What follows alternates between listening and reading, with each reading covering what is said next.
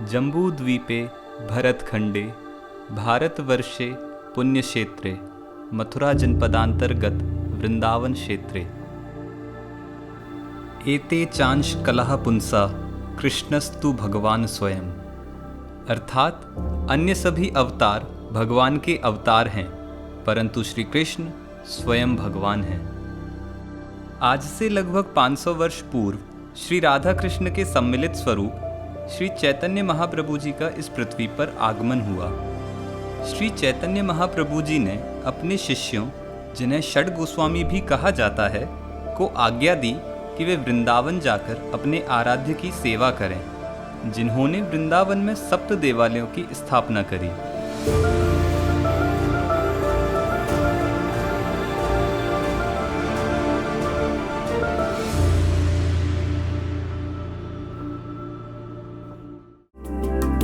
इन्हीं षड गोस्वामियों में से सबसे छोटे और सबसे लाडले थे श्री गोपाल भट्ट गोस्वामी पाद जी। वैसे तो भक्त अपने भगवान को खोजते ही हैं, परंतु श्री चैतन्य महाप्रभु जी ने अपनी दक्षिण भारत के प्रवास के दौरान श्री गोपाल भट्ट गोस्वामी को अपने परम भक्त के रूप में प्राप्त किया। श्री गोपाल भट्ट गोस्वामी को आज्ञा में निहित था गंडकी नदी के उद्गम स्थान दामोदर कुंड का प्रवास, जहां से उन्हें 12 शालिग्राम प्राप्त हुए, जिन्हें वे अपने साथ वृंदावन ले आए और अपने परम निधि मानकर अपने इष्ट के रूप में उनकी सेवा करने लगे। एक बार एक राजा वृंदावन के सभी मंदिरों में जाकर भगवान को विभिन्न प्रकार की पोशाकें एवं आभूषण अर्पण कर रहे थे। जब वह श्री गोपाल भट्ट गोस्वामी जी के पास पहुंचे, तब श्री गोपाल भट्ट गोस्वामी जी ने राजा से कहा कि मेरे आराध्य को ये पोशाक धारण नहीं कराई जा सकती, किंतु उन्होंने उस भेंट को शालिग्राम जी के पास रख दिया। संवत 1542 की नरसिंह चतुर्दशी की अगली ही सुबह वैशाख पूर्णिमा को जब श्री गोपाल भट्ट गोस्वामी जी ने अपने आराध्य शालिग्राम जी को देखा, तो वह एक त्रिभंग विग्रह श्री राधा रमण लाल के रूप में प्रकट हो गए और इसी दिन को श्री राधा रमण लाल जी के प्राकट्य उत्सव के रूप में मनाया जाता है।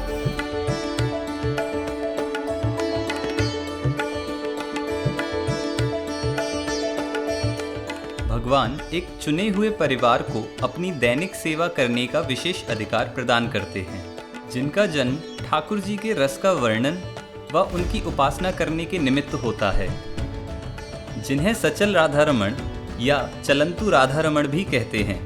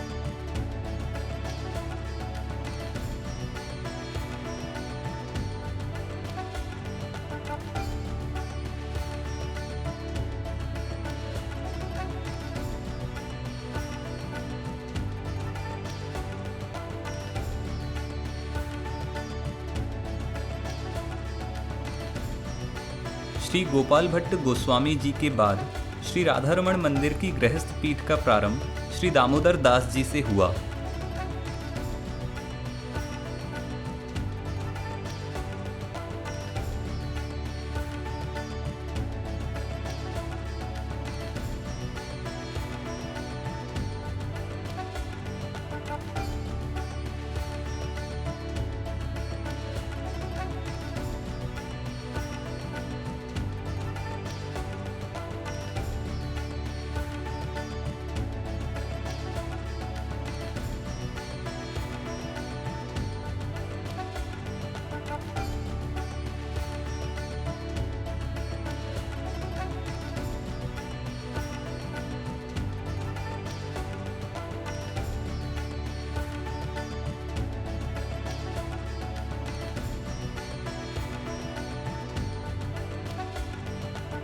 दामोदर दास जी की वंशावली के क्रम में वर्तमान में उनकी पीढ़ी के वंशज जय जय श्री अभिषेक गोस्वामी जी से श्री राधा रमण जी के प्राकट्य स्थल के बारे में जानते हैं।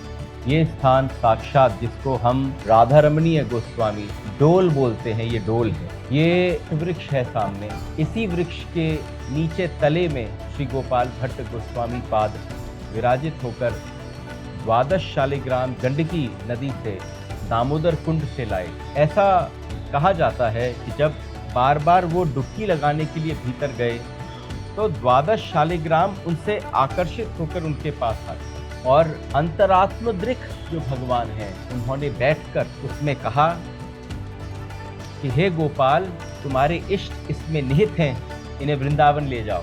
ये भूमि हमारे श्री गोपाल भट्ट गोस्वामी पाद ने नहीं चुनी, इस भूमि ने श्री गोपाल भट्ट गोस्वामी पाद या हमारे राधा रमण जी को प्राकट्य है। उस शालिग्राम शिला में से साक्षात श्री राधा रमण के स्वरूप को, जो त्रिभंग ललित स्वरूप मदन मोहन, गोविंद देव और गोपीनाथ तीनों एक विग्रह में आ गए, ये वही स्थान है। ये हम गौड़िया आचार्यन को वृंदावन को विशेष स्थान है। जब आप दर्शन करने श्री राधा रमण जी के मंदिर आओ तो एक बार आपको यहाँ नमन करना आवश्यक है, क्योंकि वृक्ष की छाया में यहीं हमारे श्री गोपाल भट्ट जी विराजते और यहीं हमारे राधा रमण लाल प्रकट भय। मंदिर तो बड़े बाद में बना। श्री राधा रमण जी की प्राकट्य स्थली के समीप श्री गोपाल भट्ट गोस्वामी जी का समाधि मंदिर स्थित है। ये जो समाधि है ये हमारे पूर्वजन की है, पूर्व आचार्यों की है। तो ये जो स्थान है जहाँ पर हम खड़े हैं इस समय, अभी हम अंदर समाधि स्थल है श्री गोपाल भट्ट गोस्वामी जी को, वहाँ में प्रवेश करेंगे। लेकिन ये हमारे परिवार की, ये जो चारों तरफ है गोस्वामी आचार्य अलग अलग, उन सब की समाधि स्थल है। इसमें हमारे बाबा जी, पर बाबा जी और पर बाबा जी के भी पिताजी का स्थान इसमें है। और जब भी पितृपक्ष आदि होते हैं कहते तो साल भर यहाँ जल का पात्र झारी हमेशा हमारे पितरों के स्थान के लिए हमेशा रहती है। लेकिन जैसे हम अपने उत्सव मनाते हैं, हर उत्सव में हम अपने पितरों को सम्मिलित करते हैं, तो पहले इनको आनंद, बाद में हमारो आनंद। इन्हीं की वजह से इस वंश परंपरा में ये सब सेवा आई है। ये श्री गोपाल भट्ट गोस्वामी पाद की समाधि है और सामने हमारे बाबा बड़ी प्यारी सेवा करें। ये जा समय हमारे श्री गोपाल भट्ट गोस्वामी पाद और बहुत सारे शालिग्राम शिलाएँ ये यहीं से दिख सकते हैं, इसलिए मैं दिखा रहा हूँ। अभी मैं अंदर जाए के हमारे श्री गोपाल भट्ट गोस्वामी पाद जो परम गुरु हैं उनको दंडवत करूं कि जो सौभाग्य उन लोगों ने हम सभी आचार्यन को प्रदान किया है राधा रमण जी की सेवा को। ये जो कृपा है, इस कृपा की कोई सीमा नहीं है, इसको डिफाइन भी नहीं किया जा सकता। तो आप जब श्री राधा रमण देव जी के दर्शन करते हैं और राधा रमण देव जी के दर्शन करने के पश्चात उनके प्राकट्य स्थल पर आते हैं, प्राकट्य स्थल के बाद जिन्होंने श्री राधा रमण लाल को प्रकट किया उनको भी दंडवत करना। ये जो षड गोस्वामी थे उनमें से एक श्री गोपाल भट्ट गोस्वामी हैं और सबसे ज़्यादा प्यारे हमारे श्री चैतन्य महाप्रभु के, जिनको अपनों कूपीन और पट्टा, जैसे किसी को आप पट्टासीन करते हैं, किसी को अपना उत्तराधिकारी मानते हैं, ऐसे श्री चैतन्य महाप्रभु ने हमारे श्री गोपाल भट्ट गोस्वामी पाद को अपना उत्तराधिकारी मानते थे और उनको यहाँ पर सेवा करी। वो सेवा जो ये गृहस्थ पीठ है, यहाँ पर जितने भी आचार्य हैं सब गृहस्थ हैं, ये सेवा परंपरा चलती है। हरे कृष्णा हरे कृष्णा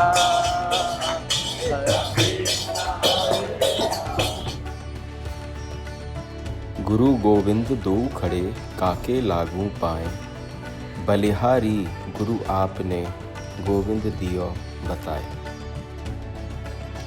यूं तो श्री राधा रमण मंदिर में नित्य नए उत्सव होते हैं, किंतु इस वर्ष श्रावण मास में जय जय श्री अभिषेक जी की रसोपासना सेवा के दौरान अद्भुत घटा महोत्सव के द्वारा ठाकुर जी को लाड़ लड़ाया गया। जिसमें दिवस के अनुसार अलग अलग रंग की घटाओं से ठाकुर जी को रिझाने का प्रयास हुआ। आइए जय जय श्री से रसोपासना सेवा के बारे में अधिक जानते हैं। रसोपासना सेवा सौभाग्य, ये रस भूमि ही है, और जो ब्रज से बहता है, जो नहाने आता है, जो स्नान करने आता है, जो अपने आप को रमने आता है, वो और कुछ नहीं, वो केवल पिपासु है रस का। रसो वै सह। जब महोत्सव का नाम रसोपासना है तो भिन्न भिन्न प्रकार के प्रश्न हमारे पास आ रहे थे। ये रसोपासना क्या है? ठाकुर जी, प्रिया जी, प्रियतम की जो रस है, जो सेवा है, वो रसोपासना। श्रावण का मास है, बदरा आई हुई है आसमान में, और जो बदरा है वो विलक्षण है, वो अलग अलग तरीके से भगवान को रिझाने की कोशिश कर रही है। वो घटाएं हैं। मेघ तो भगवान को परम सखा है। जब मेघ चले, जब हमारे गोविंद चलें, जब धरा पे, जब स्वपद रमण हुए, जब उनके चरणों के नीचे से जो चिन्ह हैं वो इस भूमि को सुशोभित करें, तब ऊपर से जब ग्रीष्म ऋतु कभी पड़े तो मेघ को एक खंड आए के छोटी सी छतरी बन जाए, और छतरी लाए के वो भगवान के ऊपर छाते को काम करे, भगवान को शीतलता प्रदान करे। पर मेघ को भी लगो मैं ठाकुर को रिझाऊं। वो जो रिझाने की जो पद्धति है, वो रिझाने की पद्धति को ही हम घटा महोत्सव मानते हैं। और कहावत है कि भाई झुके आई बदरा, राधे झूलन पधारो। तो वासे पहले ये जितने घटाएं हैं जो हम नित्य इस रसोपासना में दर्शन करेंगे, श्याम घटा है, लाल घटा, पीली घटा, ये इन अलग अलग घटाओं में इन बादलों ने रिझाने की कोशिश करी, क्योंकि अब तक तो भगवान से ऊपर विराजते, अब नीचे आए, तो नीचे आके उनके कोई चरणों में आके भाव करे।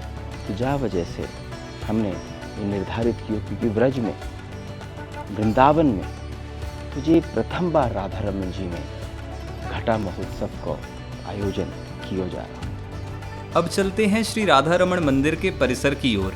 यह बिल्कुल निकुंज महल की तरह प्रतीत होता है। मंदिर प्रांगण में प्रवेश करने पर दाहिनी ओर तुलसी और बाईं ओर गिरिराज जी विराजमान हैं, जो एक टकटकी लगाए ठाकुर जी के दर्शन कर रहे हैं, और सामने की ओर जगमोहन है। जब ग्रीष्मकालीन सेवाएं प्रारंभ होती हैं, तब ठाकुर जी इसी जगमोहन में आकर अपने भक्तों को दर्शन देते हैं। इससे लगे गर्भगृह में स्थित श्री ठाकुर जी की सारी दैनिक सेवाएं इस चांदी के दरवाजे के भीतर की जाती हैं, जिसे विशेष रूप से अष्टयाम सेवा कहा जाता है। एक दिवस में 8 याम होते हैं। वो जो 8 याम हैं वो 3-3 घंटे के हैं। अष्टयाम सेवा का साक्षात मतलब है कि 8 यामों में भगवान के भाव, चिंतन, लीला, गुण, धाम, उनकी छोटी से छोटी सेवा में हर पल उनकी सेवा में ही रहना अष्टयाम सेवा है। श्री राधा रमण जी की सेवा के 3 अंग हैं, और जो 3 अंग हैं वो साक्षात भोग, राग और श्रृंगार में है। ये सब वीव्ड हैं। श्री राधा रमण जी की दिनचर्या 5 भोग व 7 आरतियों के साथ संपन्न की जाती है, जिसकी शुरुआत प्रातः लगभग 5 बजे मंगला आरती से होती है, जहां भक्तजन ठाकुर जी के उठने से पूर्व ही उनकी एक झलक पाने की प्रतीक्षा में रहते हैं।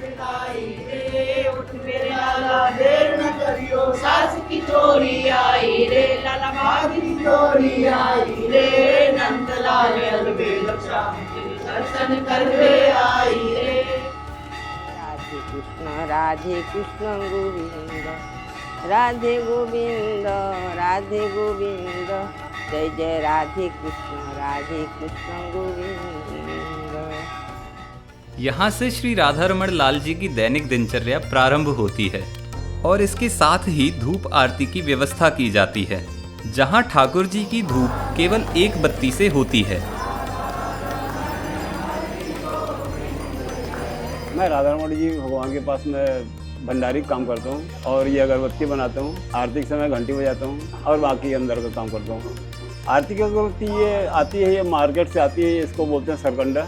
सीकरी की लकड़ी कहलाती है, इसकी अगरबत्ती अपन बनाते हैं ठाकुर जी को। तो ये ऐसे निकाल लें, एक साइज होती है ये, इसको ऐसे करके तोड़े अपन, इसी की साइज का ही सब अगरबत्ती बनती है।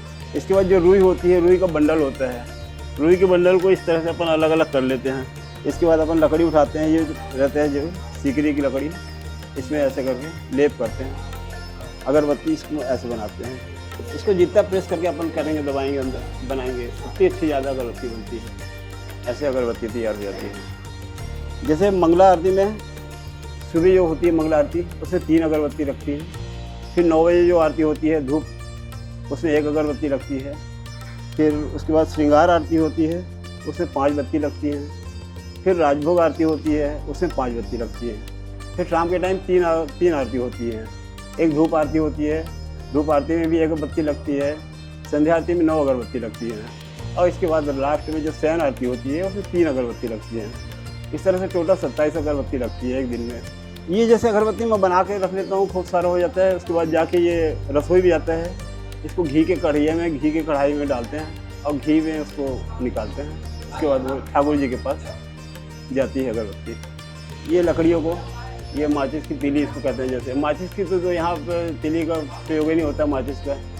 ये जो ठाकुर जी की जो रसोई जल रही है, इसमें गंधक लगाते हैं लकड़ी में, और ये लकड़ी को जैसे अपन कोयले में डालते हैं तो आग पकड़ लेती है, उससे अगरबत्ती जलाते हैं। इसके पश्चात बाल भोग अर्पण किया जाता है। अब समय है ठाकुर जी की श्रृंगार आरती का, जहां भगवान अपने भव्य ऐश्वर्य में आकर अपने भक्तों को दर्शन देते हैं।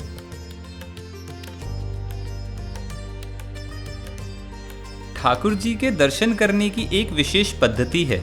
हम ठाकुर दर्शन कहाँ कर रहे, हम तो देखने आवे। जब आप देखने आते हो तो आपकी दृष्टि कहाँ रहती है, चारों तरफ से। जब दर्शन कोई करने आता है तो ठाकुर के नीचे से चरण से जो त्रिभंग स्वरूप में एक चरण दूसरे पर चढ़ा हुए हो, बाकी अंदर की गुफा में तुम पहले वहाँ के दर्शन करो।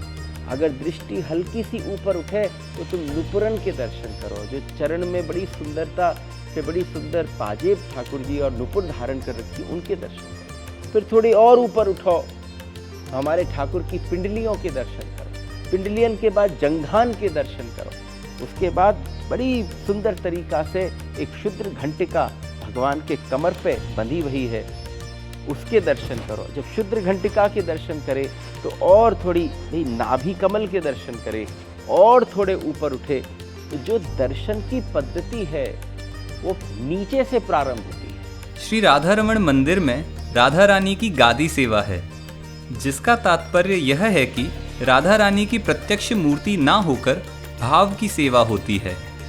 सेवा के दौरान श्री राधा रमण मंदिर में किसी भी प्रकार की सेवा अथवा वस्तु को बिना मुद्राओं के अर्पण नहीं किया जाता। आपने देखा होगा कि हम हर आरती से पहले एक मुद्रा बनाते हैं। ये जो मुद्रा बन रही है, ये मुद्रा आरती के ऊपर, आपके घंटा के ऊपर, आपके शंख के ऊपर, आपकी तुलसी जी के ऊपर, और फिर उसके बाद ये इस मुद्रा का क्या स्वरूप है। ये मुद्रा गैया को थन है। गैया के 4 थन होते हैं, तो आप अपनी उंगली से गैया के 4 थन बनाए के उसके ऊपर भगवान को स्मरण करें। तो आप उस समय इस भाव से आरती करते हैं कि इस खल में रहने वाले, थल पे रहने वाले, जल में रहने वाले, वायु में, इस ब्रह्मांड में कोई भी व्याप्त हुए तीनों स्थानों पर, ये मेरी आरती में ठाकुर जी को कर रहा हूँ। लेकिन ये इसका जो आशीष है, इसकी जो कृपा है, ये आरती तीनों स्थानों पर, यानी ये आरती यूनिवर्सल हो जाए और भगवान उस मुद्रा के बगैर कछु भी स्वीकार न करें। राधा रमन जी में आपने देखा होगा, जब कोई भी बड़े से बड़ा उत्सव हो गए तो सामने अगर सामग्री प्रस्तुत करी गई तो सबसे पहले ठाकुर जी को हम मुद्रा धारण करें। मुद्रा धारण करने के पश्चात ही वो ठाकुर जी को धारण होती है। उसके उपरांत समय है ठाकुर जी के राजभोग का। ऐसी मान्यता है कि राजभोग के दौरान ठाकुर जी स्वयं अपने सिंहासन से उठकर मंदिर की भोग मंडी की तरफ प्रस्थान करते हैं।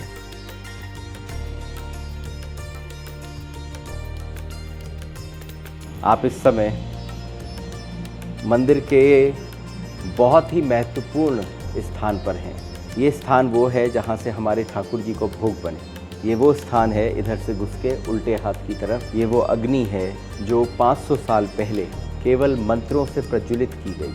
हमारे श्री गोपाल भट्ट ने अग्नि मंत्रों का आवाहन किया और एकदम अग्नि प्रकट हो गई। 500 साल से अखंड एक रक्त, एक बीज और एक उसी अग्नि के तत्व से यहाँ ठाकुर जी की अंग, राग और भोग सेवा हो रही है। नित्य यहाँ पर इस खिड़की से जो आपको दर्शन हो रहे हैं, ये कच्ची रसोई के दर्शन। इस समय स्वयं राधा रमणीय जो गोस्वामी हैं, बस राधा रमणीय जो गोस्वामी हैं वो ही इस कच्ची रसोई को करते हैं। ये अति सात्विकता को भाव है। एक प्राचीन मंदिरों में एक स्वच्छता और एक पवित्रता, राधा रमन जी की जो मंदिर के अंदर आप देखते हैं, उसमें जो पवित्रता को भाव है वो विशेष।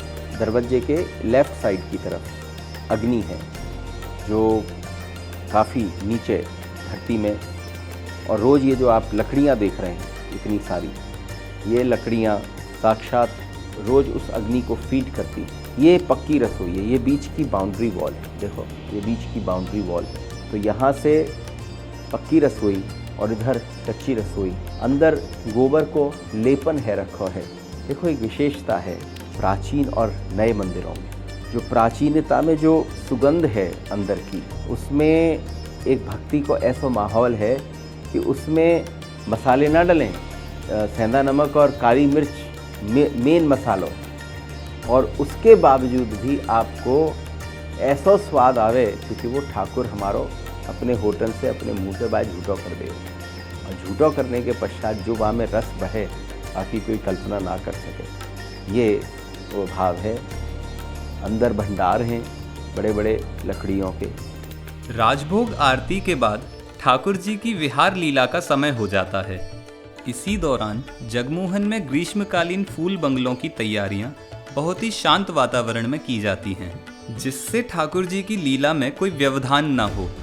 ये फूल बंगला सेवा जो है ठाकुर जी को लाड़ लगाने के लिए होता है, और विशेष तौर से गर्मियों में इसके लिए ठाकुर जी को ठंडक पहुँचे, केले का फूल की खुशबू, केले का डिजाइनिंग, केले की ठंडक, तो डिजाइनिंग के साथ में उसको बंगले को बनाया जाता है। ये केले के पेड़ से निकलता है। केले के पेड़ बगीचे से आते हैं, वे इसमें डिजाइनिंग करेंगे। इस तरह के फूल हैं, इस तरह की पत्तियां हैं, कमल हैं, मोर हैं, तोता है, मैना है, कलश है, ये सारी डिजाइनिंग बनती है इसके अंतर्गत। मार्केट में नॉर्मल कैंची मिल रही है जो वो सीयर काम नहीं करेगी, इसके लिए स्पेशल बनवानी पड़ती है हमको बैठ के। अपनी तरीके से बनवाते हैं, कारीगर से बना के हमको देगा तब वो काम आएगी। ये बंगला बनाने में कम से कम 15 से 20 लोग लगते हैं। ये कला लोप होती जा रही है, और दुनिया में आप दर्शन करेंगे, दुनिया में विश्व में जाएंगे, आपको फूल मिलेगा। इस काम को गूगल नहीं बता सकता। ये काम सबसे अलग है, विश्व में कहीं नहीं है, केवल वृंदावन के अलावा और राधा रमण के अलावा, और वो भी हमारी परिवार से हमारे पीढ़ी के लोग कर सकते हैं, और कोई करता भी नहीं है। ये इको फ्रेंडली है। ये सारा केले कचरा आप देख रहे हैं ना, सारा ये सारा कचरा, फूल का कचरा, सबकी खाद बन के खेतों में काम आ जाता है। सब नेचुरल है, और नेचुरल काम इस मंदिर में अवधेश जी की सेवा में सभी गोस्वामी परिवार के आते हैं, जिसकी जैसी सामर्थ्य है। और ठाकुर लाडला ठाकुर है, राधा रमण लाल, वो सबको लाड़ लड़ाता है, सबको आंग कराता है वो। अब समय है बाल भोग के पश्चात संध्या की धूप आरती का, जहां ठाकुर जी गर्भगृह से निकलकर जगमोहन में विराजमान हो अपने भक्तों को दर्शन देते हैं। इसके बाद समय आता है संध्या आरती का। जब संध्या को ठाकुर जी गाय चराकर लौटे तब औलाई के दर्शन हुए, जिसके पीछे की रोचक कथा कुछ इस प्रकार है। संध्या आरती पर अपने लाला को देखे के, अरे लाला तो ये तो गैयान ने आज बहुत भगायो होएगो, और लाला तू बता देख कैसे है। कभी हमारे ठाकुर के पलक पर भी, बाहों पर भी, पूरे श्रृंगार पर बड़े सुंदर तरीका से व्रज की रज जैसे गैयान की खुर से उड़ी, वो सब जाके समा गई। जब वो सारी की सारी समाई तो मैया उन्हें अंदर ले गई। अंदर ले जाए के अपने लाला की लंगोट में खड़ा किया, और हल्को सो एक वस्त्र लेके भाई हल को गीलो करके ऋतु के अनुसार और लेके अपने लाला के श्री अंग को मार्जन करना प्रारंभ किया। और जब बड़े मजे से हमारे लाला का पूरा शरीर पे खूब तरीका से खूब इत्र आदि की सेवा है गई, तो मैया ये कहकर अंदर गई कि और लाई, अरे जो पीछे हमारे पिछवाई और खूब सारे पर्दाएं, उनके पीछे गोपी छिपी वही ही। और पीछे वाली गोपी ने देखी थोड़ी मस्ती करी जाए, और उन्होंने आते ही सामने को पर्दा जो था उस पर्दे को खोल दिया। जब पर्दे को खोला तो खोलते ही औलाई के दर्शन हो गए। वो औलाई के दर्शन क्यों हुए? औलाई का मतलब है मैया कह के गई थी और लाई, लेकिन और लाई यानी और वस्त्र ला रही हूँ, दुलाला ठड़ो रहे। लेकिन गोपीन ने कही जे स्वरूप के दर्शन तो अगर ब्रज ने न देखे तो कछू न देखो। तो ब्रज को तो ऐसा परम रसीलो ठाकुर है हमारो कि अंग अंग से रस टपक रहा है। वो साक्षात जो रस टपक रहा है वो आपको औलाई में दर्शन होते हैं, जब ठाकुर एक लंगोट में खड़े हैं। श्रृंगार उस समय थोड़ा हल्को कर दिया जाए। दिन अब रात्रि की ओर प्रस्थान कर चुका है। अब समय है हमारे ठाकुर जी के ब्यालू भोग का, जिसका अर्थ है रात्रि भोग। जैसे ही हमारे भगवान के भोग धरने को समय आएगा तो सबसे पहले लकुट हटाई जाएगी, वंशी हटाई जाएगी और बेसर हटाई जाएगी। तो यानी जैसे ये हटाई जाएंगी तो ये समझ में आ जाएगा दर्शन करने वाले को, जिसको इसका पता है कि अब ये समय प्रसाद को, ठाकुर जी के भोग को है। ये श्रृंगार में तब्दीली होती है। श्री राधा रमन जी के मंदिर में कीर्तन पद्धति का अनुसरण किया जाता है, जिसमें अष्टयाम सेवा के आधार पर राग सेवा होती है।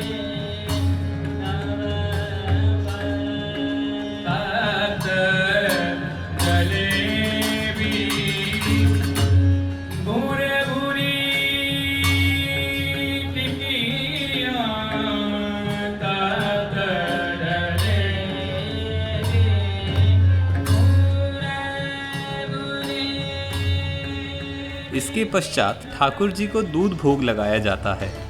दूध भोग में बड़ा सुंदर पीछे से पद आवे, अब दूध लाई यशोदा मैया, और अंदर बैठकर उसको हल्का सा गुनगुना किया जावे, ये देखकर कि कहीं ठाकुर जी को वो गर्म न लगे। और वहीं पे छोटे से चांदी के कटोरा में जल रख के उसमें एक दूध को पात्र रख दिया जाए कि वो थोड़ी देर जल्दी वो ठंडो है जाए, थोड़ा वो पीने लायक है जाए, फिर ठाकुर जी को अर्पण करो जाए। इन सब के बीच बीच में जब जब भोग धारण होते हैं और ठाकुर भोग पा लें और जब प्रिया जी पाने लगे तो हम ठाकुर जी को बीड़ी भोग अर्पण करें। दिन के समापन के साथ ठाकुर जी के शयन का समय हो चला है। रात्रि में शयन के समय पर घंटनाद बड़ो रसीलो है जाए, बड़ो यहाँ जितने भक्त वैष्णव हुए सबसे हम बोले भैया थोड़े से शांत रहियो। अब ठाकुर के आँख जो है वो अलसाए हुए हो गए हैं, नींद भराई है, पलक थोड़े भारी हो गए हैं। प्रिया जी और ठाकुर जी तैयारी कर रहे हैं शयन में प्रवेश करने की। बस लेके रात्रि में हम जब ठाकुर जी सेज पर करें तो जो उनके चरण सेवा को आनंद है वो विलक्षण है। देखो है तो साक्षात शालिग्राम के, लेकिन ये आपकी भाव की भूमि है। यही छोटी छोटी उंगलियां ये जगत को छुएं, लेकिन इनका सबसे बड़ा सौभाग्य कब है? जब हम ठाकुर की जंघा और पिंडलियन की को रात्रि में सोते हुए दबावें तो ठाकुर और बड़े आनंद से कहे चलो और कस के दबाओ, अरे नीचे की मेरे तलवान की भी सेवा कर दो। तो वो सारी करके और उसके पश्चात उन्हें उड़ाए के और फिर हम अपने स्थान पर आने, दूसरे दिन की अपनी तैयारी करनी। लेकिन रात्रि भर की लीला हमारी श्री गुणमंजरी स्वरूप ठाकुर की देखें और कभी ऐसा आनंद होए तो उसको रहस्योद्घाटन हम लोगों ने सुबह मंगला की आरती पे हो गए। ये हमारे ठाकुर की अष्टयाम सेवा की पद्धति। श्री राधा रमन जी के मंदिर में चरणामृत का विशेष महत्व है। कितने भक्त आते हैं जो अपने साथ छोटी छोटी गिलसिया और छोटी छोटी लुटिया लेकर आते हैं। वो लुटिया लाके यहाँ पर भंडारी के सामने रख देते हैं सजा के। क्यों? क्योंकि आज जो अभी अभी सुबह हमारे ठाकुर ने अपनी कुल्ला का दातुन करे हुए का मतलब आप सोच भी सकते हो कि आज भगवान की नित्य की लीला में नित्य के जो दिनचर्या है उसमें हम अपने ठाकुर से बड़े प्रेम से कहे, चलो ठाकुर मुंह खोलो, चलो राधारमण लाल मुंह खोलो, और ठाकुर जी मुंह खोलें और हम उनको दातन करा दें। फिर हम हल्का सा जल उनके मुंह में डालें और वो अब कहा चलो कुल्ला करो तो कुल्ला कर दें। आज हमें ऐसो आनंद आवे जब आप ये भाव रखो कि कुल्ला कर दियो, तो ऐसा लगेगा जैसे आपके हाथ में गरम गरम उनके मुख को जो गर्माहट है वो आपके हाथ में आएगी। और जब ये सबरो जल इकट्ठा है जाए उनके स्नान आदि सबको, तो वो ही उस दिन का चरणामृत बनता है जिसको हम तैयार करते हैं। श्री राधारमण मंदिर में गोस्वामियों द्वारा अपरस और सपरस का विशेष ध्यान रखा जाता है।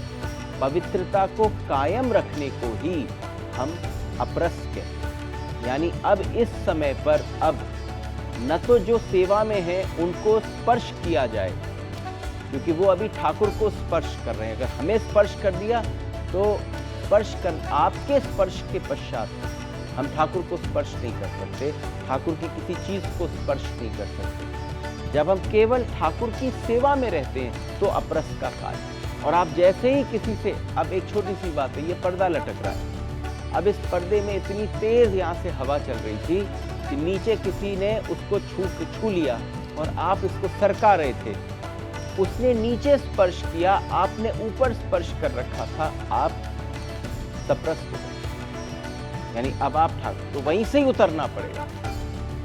अगर भगवान सामने होंगे, आपने प्रसाद दिया, प्रसाद देते देते आपका हाथ किसी के हाथ से स्पर्श हो गया, आप सप्रस हो गए। और इसका ख्याल वैष्णवों को रखना बहुत आवश्यक है। आइए अंत में श्री राधारमण मंदिर की वंश परंपरा के बारे में अधिक जानते हैं, जिन्हें ठाकुर जी की सेवा के विशेष अधिकार प्राप्त हैं। मैं राधारमण मंदिर की जो वंश परंपरा है, उस वंश परंपरा में 38वीं पीढ़ी का प्रतिनिधित्व करता हूँ। मेरे ताताश्री महाराज श्री शरद चंद्र गोस्वामी जी महाराज 37वीं पीढ़ी के प्रतिनिधित्व करते हैं।